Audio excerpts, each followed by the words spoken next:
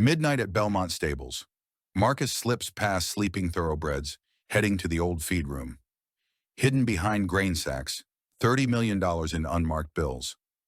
Third successful hit this month. The Torino crime family thinks their money's safe in horse country. They're wrong. One more score and Marcus disappears forever. But tonight, something's different.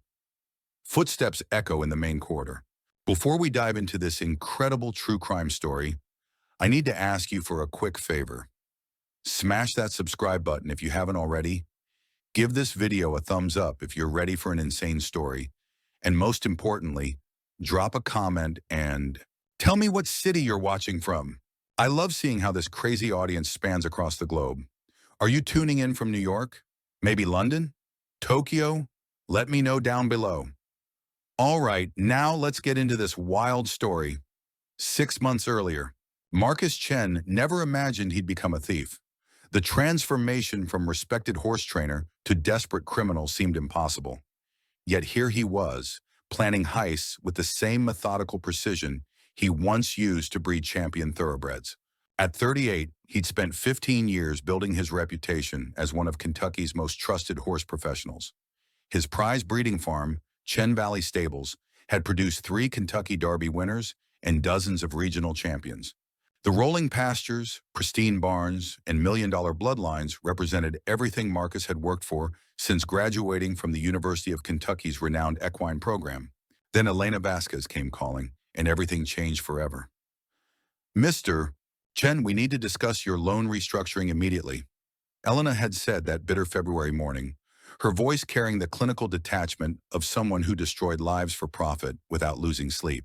She sat across from Marcus in his farm office, surrounded by photographs of winning horses and championship ribbons that suddenly felt like museum pieces from a different life.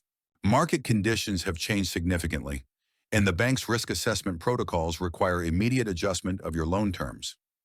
Marcus remembered staring at the foreclosure papers, watching his life's work reduced to legal jargon and dollar figures that made no sense.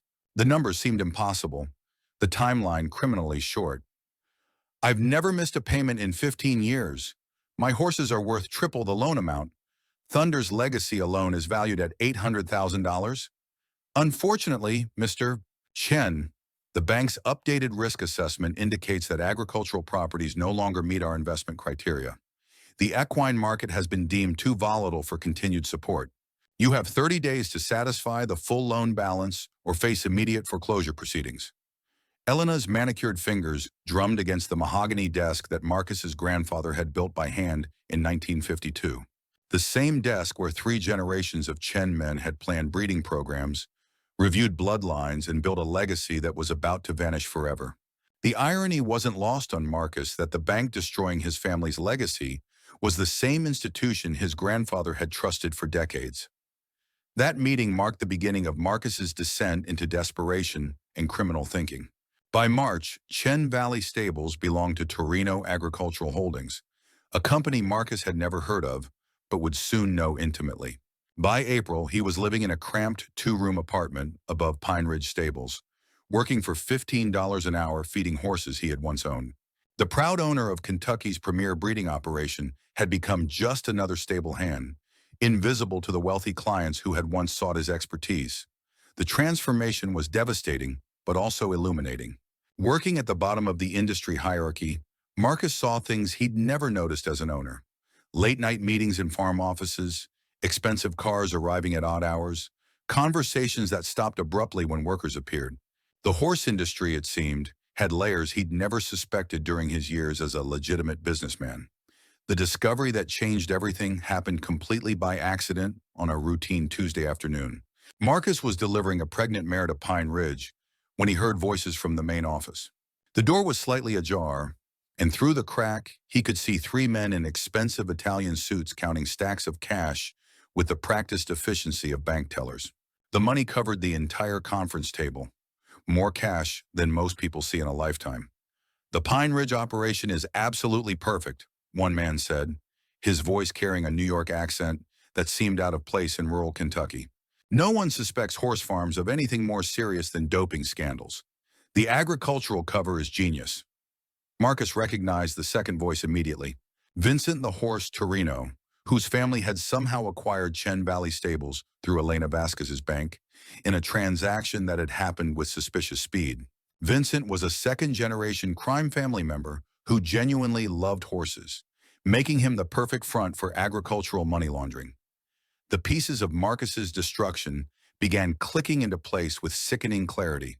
His foreclosure wasn't random market forces or bad luck. It was part of something much bigger and more sinister. "We rotate the money storage every 2 weeks," Vincent continued, unconsciously providing Marcus with invaluable intelligence. "Pine Ridge, Meadowbrook Farms, Champion's Rest, Riverside Ranch. Even if the federal investigators get suspicious, they'll never think to look for mob money in grain bins and tack rooms. The agricultural angle gives us perfect camouflage." The third man, older and clearly in charge, nodded approvingly. "How much are we processing monthly through the horse operations?" "Between 50 and 70 million, depending on the season. Racing season brings in more because the cash flows look legitimate. Betting, prize money, sales transactions. It all blends together perfectly." Marcus retreated silently from the office, his mind racing with implications and possibilities. These people had systematically destroyed his life to build their criminal empire. They'd turned his beloved industry into a sophisticated money laundering operation, using the trust and tradition of horse breeding to hide their illegal activities. And they were storing their ill-gotten gains in the very barns where he now worked for poverty wages. That night, Marcus couldn't sleep.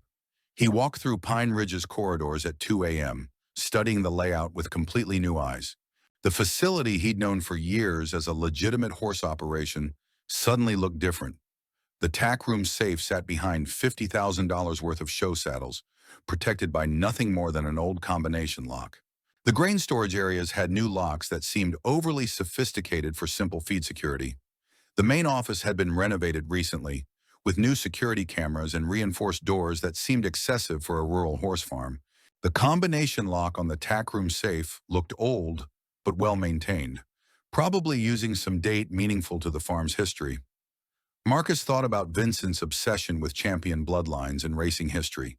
Every conversation the man had centered on winning horses, their breeding records, and significant dates in racing history. Marcus pulled out his phone and searched Pine Ridge's establishment records.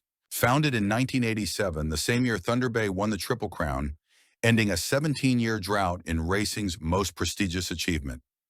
At 2:30 a.m., with trembling fingers, Marcus tried the combination, 1987. The safe clicked open with a sound that seemed impossibly loud in the silent barn.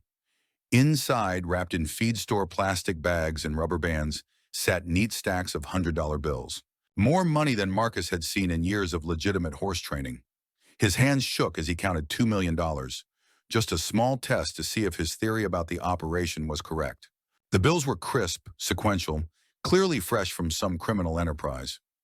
Marcus pocketed the money and carefully closed the safe, making sure everything looked exactly as he'd found it.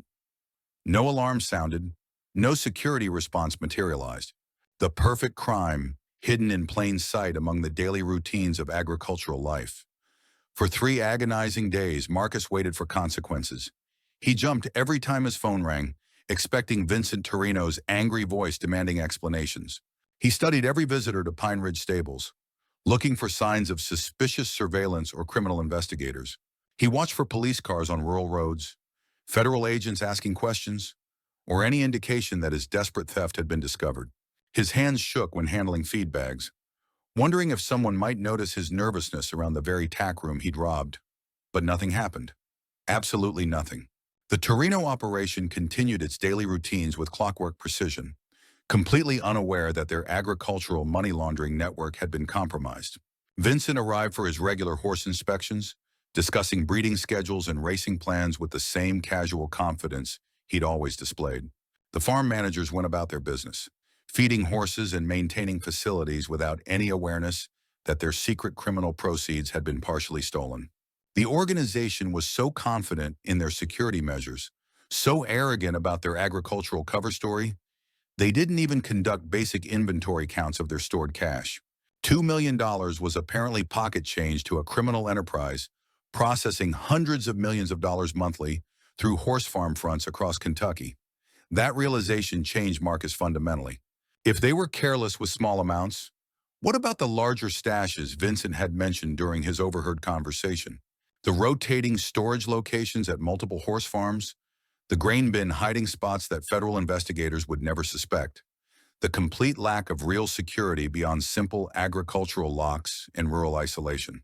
Marcus began to see the entire Torino money laundering operation as one massive vulnerability waiting to be exploited by someone with his unique combination of inside knowledge and desperate motivation.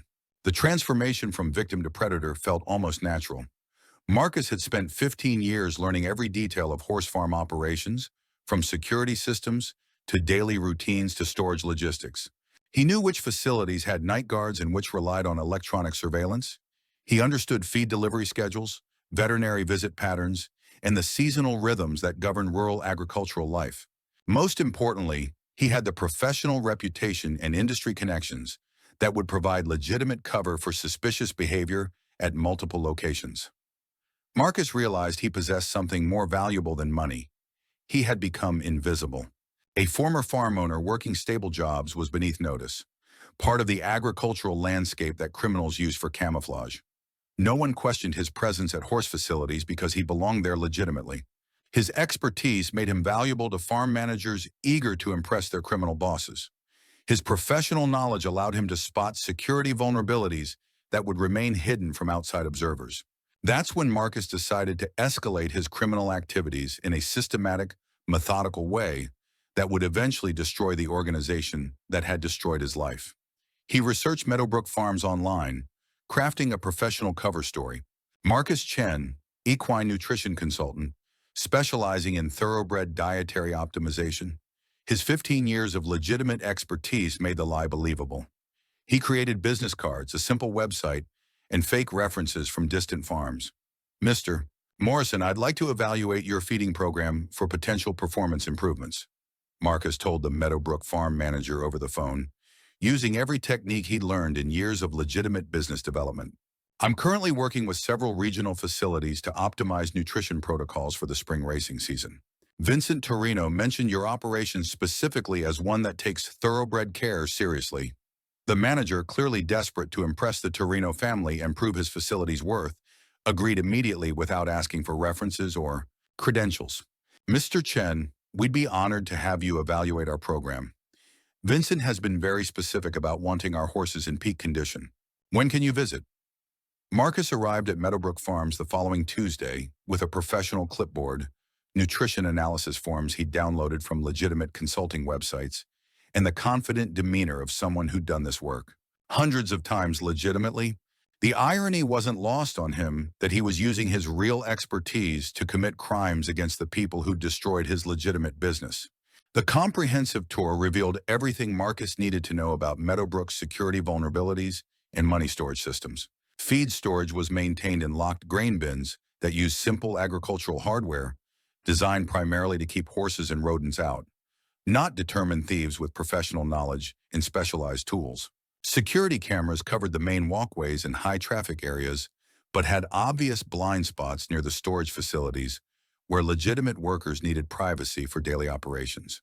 The entire security system was designed to protect valuable horses from theft or injury, not to safeguard hidden criminal assets from systematic robbery.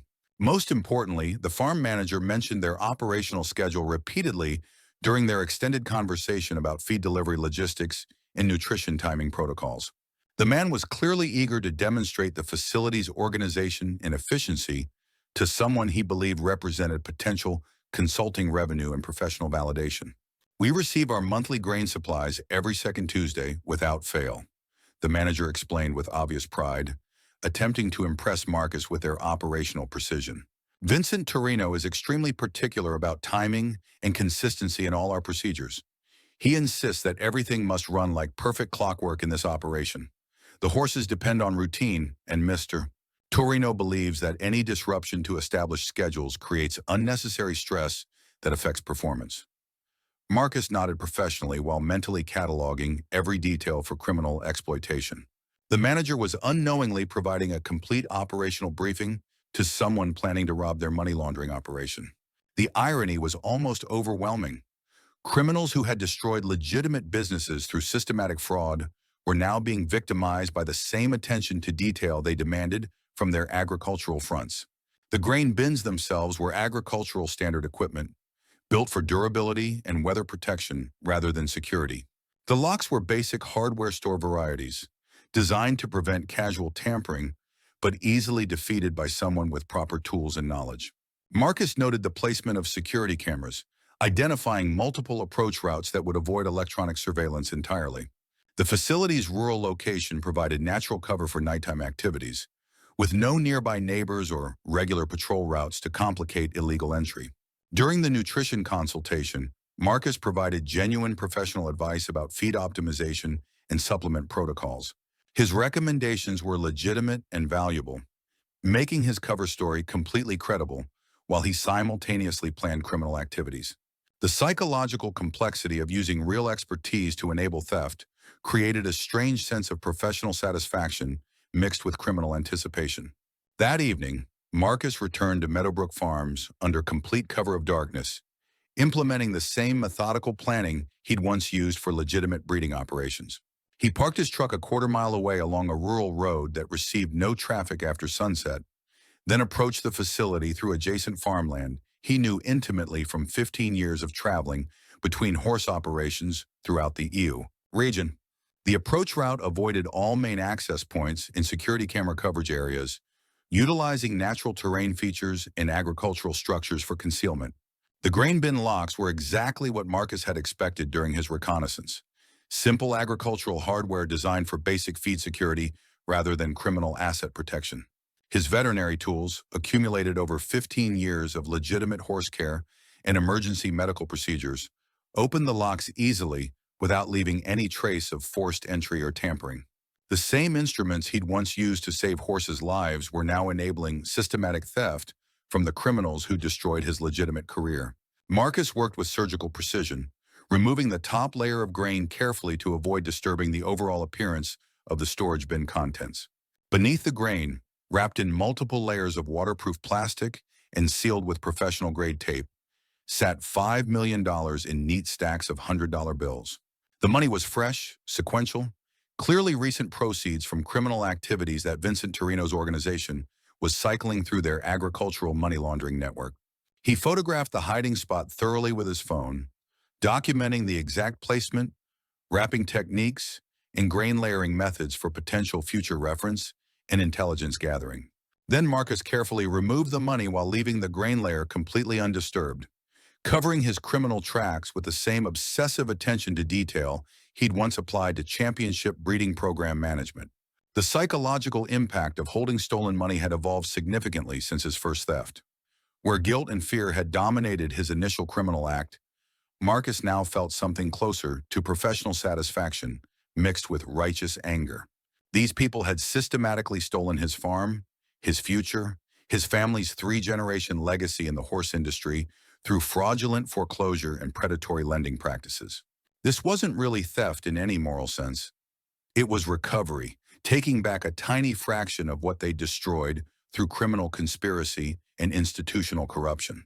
The money felt like justice in his hands, validation that his systematic approach to criminal retaliation was both effective and morally justified. Every dollar represented a small victory against the organization that had transformed him from legitimate businessman to desperate criminal through their own illegal activities. But Marcus's escalating success made him increasingly greedy for larger scores, and greed made him dangerously careless about timing, risk assessment, and security protocols that had protected him during his initial criminal activities. The Champion's Rest heist represented a quantum leap in criminal sophistication and risk exposure. Marcus planned the operation to coincide perfectly with the spring horse show, when hundreds of visitors, trainers, competitors, and spectators would provide ideal cover for suspicious activity throughout the facility. The event created controlled chaos that would mask any unusual behavior, while providing legitimate reasons for unfamiliar faces to access restricted areas of the premium horse operation. Marcus volunteered to help transport horses for the event, leveraging his professional reputation and extensively documented expertise to gain access to high-security areas that would normally remain completely off-limits to stable workers and part-time employees. His background in champion-level horse care made him a valuable asset during major competitions, someone facility managers were eager to utilize for their most important animals and prestigious events. Champion's Rest Farm housed some of Kentucky's most valuable thoroughbreds, including multiple Kentucky Derby winners worth millions of dollars individually and collectively, representing tens of millions in breeding potential and racing revenue.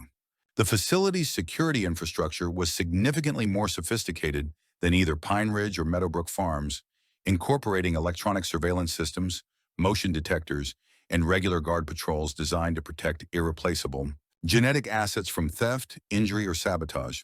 However, the security remained focused primarily on protecting valuable horses rather than hidden criminal assets. The same philosophical blind spot that made horse farms perfect for money laundering also created systematic vulnerabilities that Marcus could exploit through his insider knowledge and professional access credentials.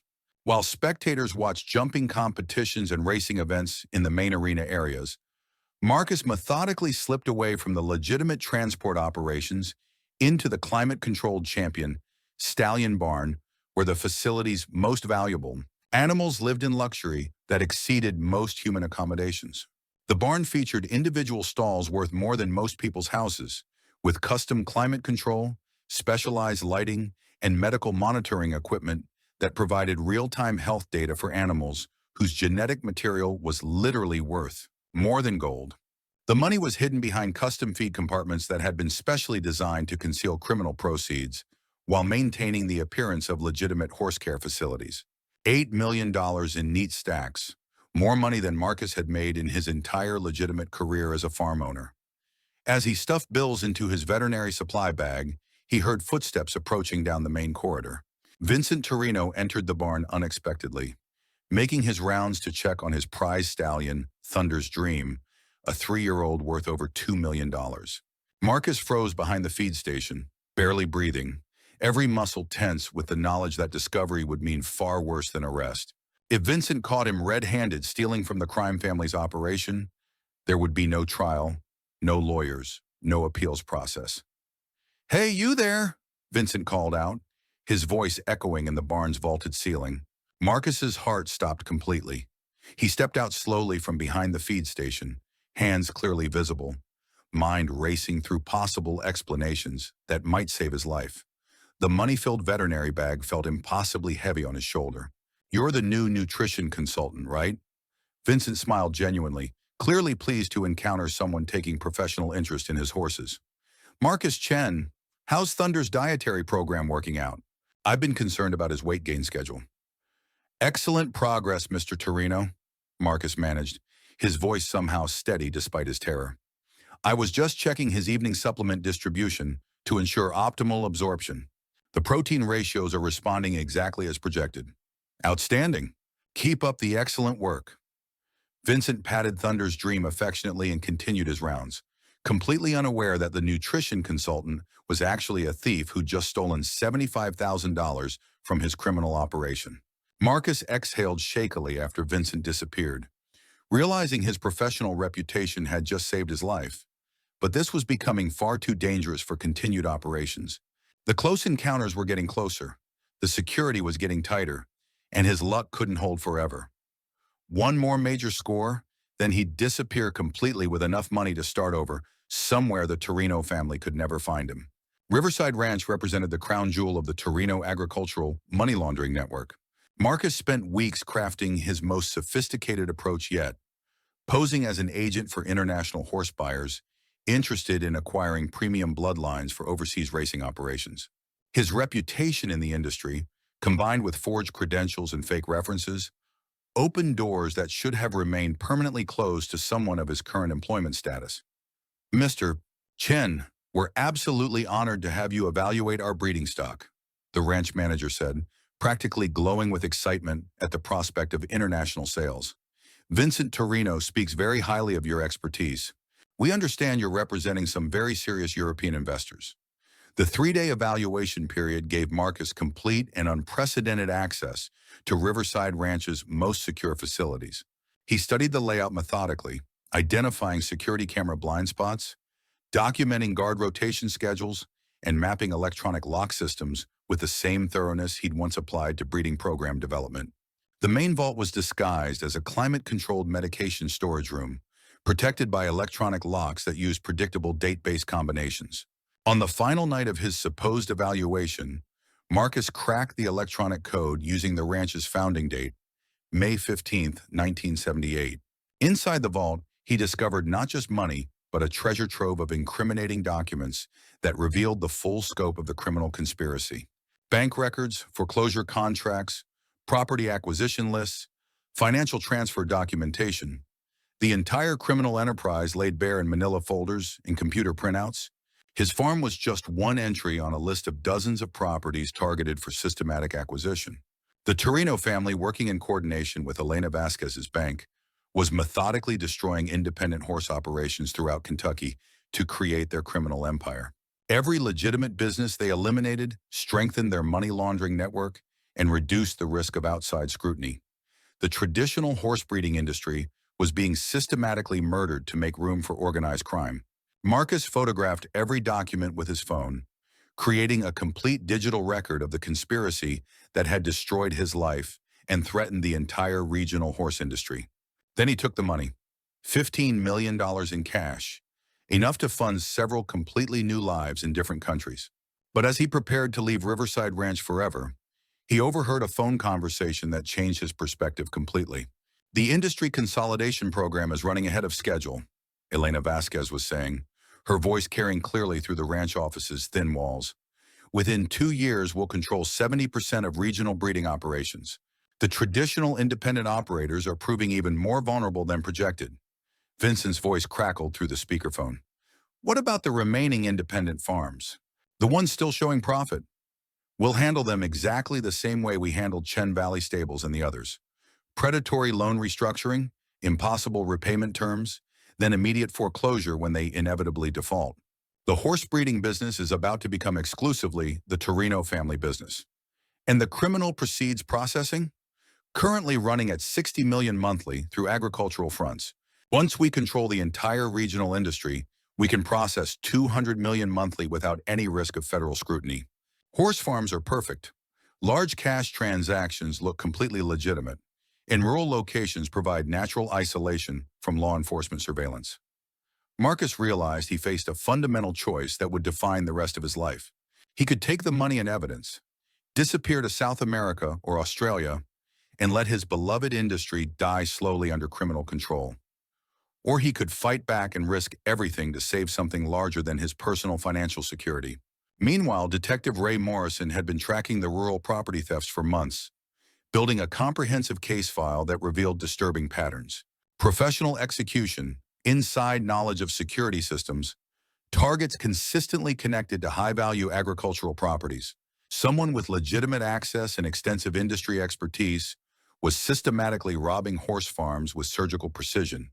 "Isabella, I need to ask you about something," Morrison said during his interview with the stable operations manager who worked across multiple Torino facilities. "Have you noticed anything unusual lately? Strange visitors, unusual access requests, people showing up at multiple locations?" Isabella Santos had been wondering about the same patterns for weeks. Her job required her to coordinate operations across 4 different horse farms, giving her a unique perspective on personnel and visitor traffic. "There's this nutrition consultant who's been making rounds, Marcus Chen. He's been to 4 different farms in the past 2 months, which is unusual even for a specialist. Most consultants focus on 1 or 2 facilities maximum." Morrison pulled Marcus Chen's background through law enforcement databases, discovering a profile that fit perfectly with the theft patterns. Former farm owner, recently foreclosed under suspicious circumstances, currently working at Pine Ridge Stables for minimal wages. Means, motive, and opportunity aligned perfectly with the criminal profile they'd been developing. "We need to put him under surveillance immediately," Morrison told Isabella. "If Chen is our thief, he'll strike again soon. The pattern suggests he's building towards something bigger." Marcus was planning exactly that scenario. The final heist would be a coordinated operation across 3 locations in a single night, using a legitimate horse transport truck to provide cover for moving between facilities. He would hit Pine Ridge, Meadowbrook, and Champion's Rest simultaneously, targeting the remaining $30 million in a single operation that would fund his permanent disappearance. But Isabella Santos was watching every move with increasing suspicion. She'd noticed the access pattern anomalies, the timing correlations between Marcus's visits and subsequent security incidents, the way he always seemed to know exactly where to go without guidance. When Marcus requested transport duty for 3 different facilities on the same night, an unprecedented logistics request, she immediately called Detective Morrison. "He's making his final move," she whispered into the phone from her office. "Tonight, 3 facilities, coordinated timing. This is it." Marcus loaded the horse transport truck with nervous energy and criminal determination. This was the operation that would either make him rich enough to disappear forever or get him killed by the Torino family. He had the evidence to expose their entire conspiracy, but he also had the opportunity to steal enough money to start completely over somewhere they could never find him. The choice between justice and personal survival would be made in the next few hours. The first target was Pine Ridge Stables, where his criminal career had begun months earlier. Marcus entered through the main employee entrance using his legitimate access card, moving through corridors he knew intimately after months of working there. The tack room safe opened exactly as before, revealing $4 million that had been accumulating since his previous theft. He stuffed the bills into specially prepared feed bags hidden in the transport truck, camouflaging criminal proceeds among legitimate agricultural supplies. Meadowbrook Farms was the second target, approached through back roads that avoided main traffic arteries where police might establish surveillance checkpoints. The grain bin money had been replenished as expected, $10 million waiting beneath the grain layer in waterproof packaging. Marcus worked with methodical speed, aware that timing was absolutely critical for the coordinated operation success. Champion's Rest Farm was the final and most dangerous target, housing $16 million in the Champion Stallion barn, where he'd nearly been caught by Vincent Torino months earlier. As Marcus filled the last specially prepared feed bag with stolen money, he heard sirens wailing in the distance, growing closer with each passing second. Police units were establishing roadblocks on all major rural routes, following Detective Morrison's prediction that the thief would attempt to escape using established transportation corridors. Morrison had studied the theft patterns extensively, positioning law enforcement units to intercept any vehicles fleeing the targeted facilities. But Marcus had one crucial advantage the police hadn't anticipated. The horse transport truck was carrying actual thoroughbreds along with the hidden stolen money. When K9 drug detection units approached the police checkpoint, the dogs detected only legitimate horse scents, feed grain, and veterinary supplies. The perfect camouflage for criminal proceeds, hidden among the very agricultural products that made horse farms ideal money laundering operations. "Everything looks completely clean here, Detective," the checkpoint officer reported over his radio. "Just another routine horse transport between facilities. Driver has legitimate employment credentials and proper livestock transportation permits." Marcus drove through the checkpoint with his heart pounding and $30 million hidden beneath legitimate cargo. He'd successfully executed the perfect coordinated crime, stealing from criminals who had destroyed his life while avoiding detection by law enforcement. The money represented more than financial security.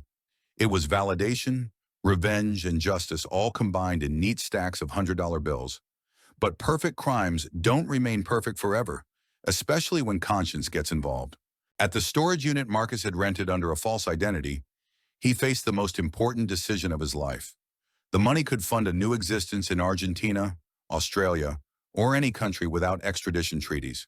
He had enough cash to buy a new identity, establish a legitimate business, and live comfortably for decades without ever working again.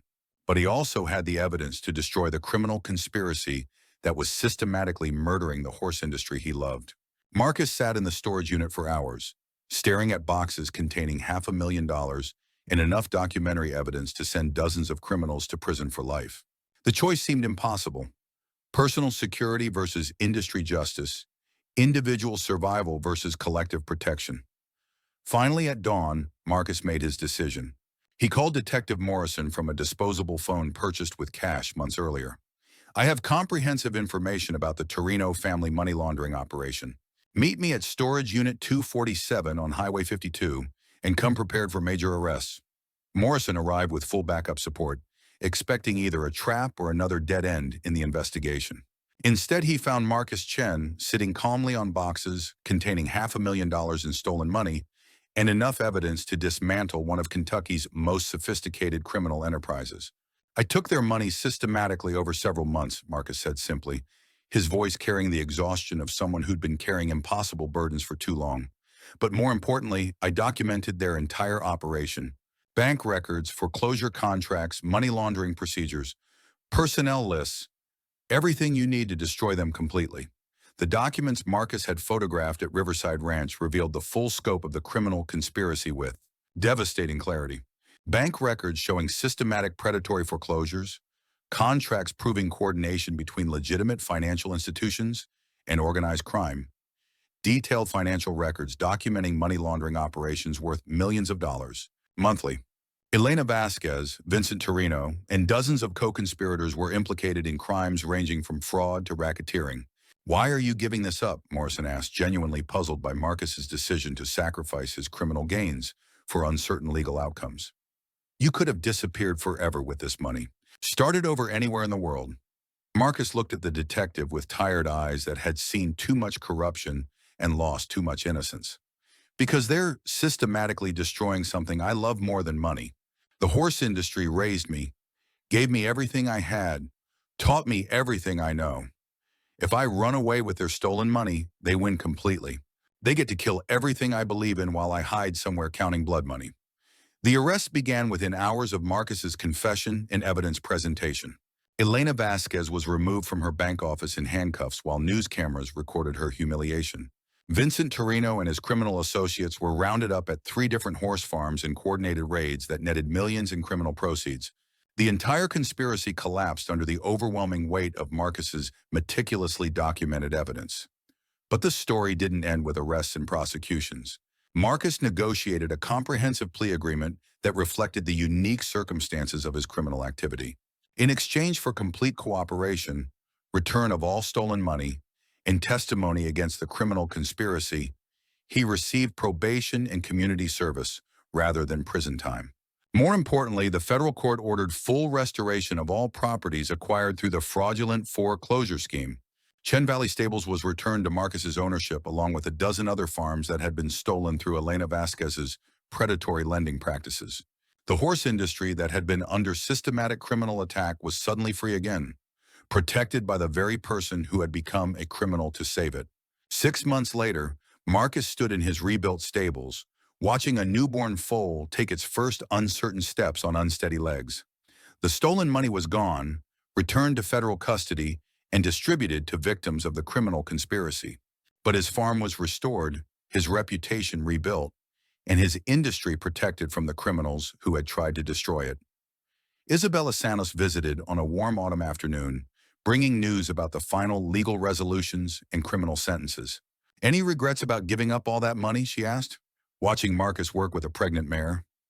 Marcus smiled, scratching affectionately behind the mare's ears while considering the question seriously.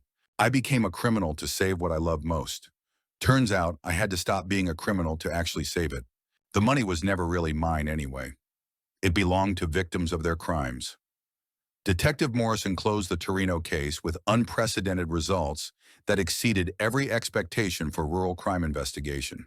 Not just a sophisticated criminal network dismantled and prosecuted, but an entire agricultural industry protected from systematic destruction and exploitation. The thief had become the ultimate hero by choosing justice over personal financial gain. Vincent Torino received 15 years in federal prison for racketeering and money laundering. Elena Vasquez got 12 years for fraud, conspiracy, and abuse of her banking position. Their criminal empire, built systematically on the destroyed bones of legitimate agricultural businesses, crumbled completely under federal prosecution. Marcus Chen returned to what he did best, raising thoroughbreds and preserving the traditional values of Kentucky's horse industry. But now he carried secret knowledge that made him appreciate every sunrise over his pastures, every successful breeding season. Every day his industry survived and thrived without criminal interference.